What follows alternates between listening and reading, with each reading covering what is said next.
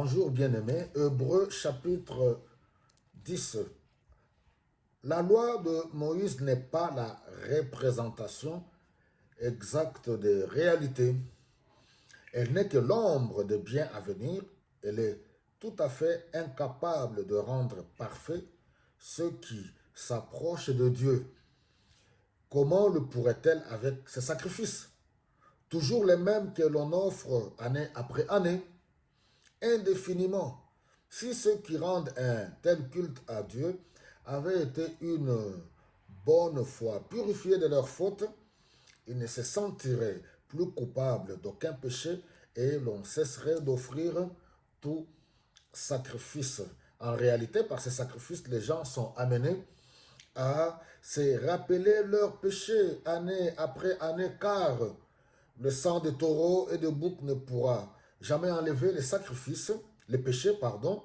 C'est pourquoi au moment où il allait entrer dans le monde, le Christ dit à Dieu, tu n'as voulu ni sacrifice ni offrande, mais tu m'as formé un corps.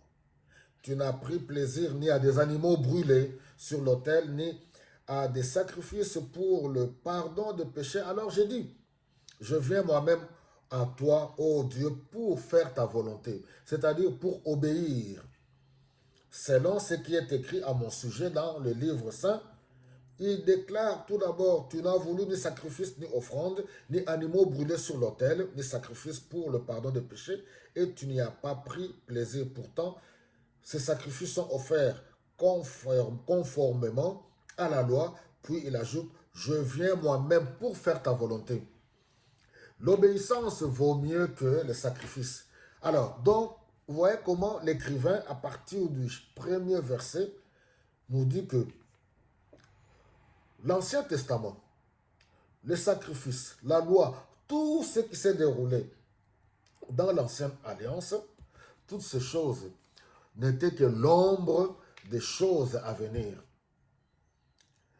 Les sacrifices qu'on offrait, que ce soit lui-même le sacrificateur, le sacrifice qu'il offrait pour ses propres péchés, pour le péché du peuple, n'était pas suffisant. Car le sang de bouc, le sang des animaux, le sang des bêtes ne pouvait pas ôter définitivement le péché, ne pouvait pas trouver Dieu ne pouvait pas trouver satisfaction, oui, par rapport au sacrifice des bêtes. C'est pour cela, l'agneau de Dieu, l'agneau sans tache. Toutes ces choses, quand Jean-Baptiste a vu Jésus-Christ, lui, il a vu l'agneau. Il a dit aux disciples, voici l'agneau de Dieu qui ôte le péché du monde.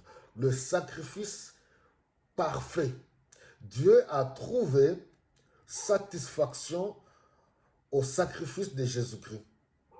Alors, donc aujourd'hui, encore une fois de plus, à partir de ce sacrifice que Christ a accompli à la croix de Golgotha, nous entrons, oui, nous nous approchons avec assurance du trône de Dieu. Comme nous dit toujours Hébreux au chapitre 4, nous nous approchons avec assurance du trône de Dieu pour trouver miséricorde, obtenir miséricorde et d'être secourus au moment opportun par rapport à nos besoins. Nous n'avons plus, quant à nous, besoin de multiplier des sacrifices comme si on va acheter Dieu ou plaire à Dieu par des sacrifices, par notre propre effort. Christ a tout accompli par son sacrifice. Le sacrifice de Christ est complet. C'est pour cela que vous allez même voir que dans 1 Samuel, quand le roi Saül a été rejeté par Dieu pour confier son trône à l'homme selon son cœur, David, lui par qui toute sa descendance allait garder le trône,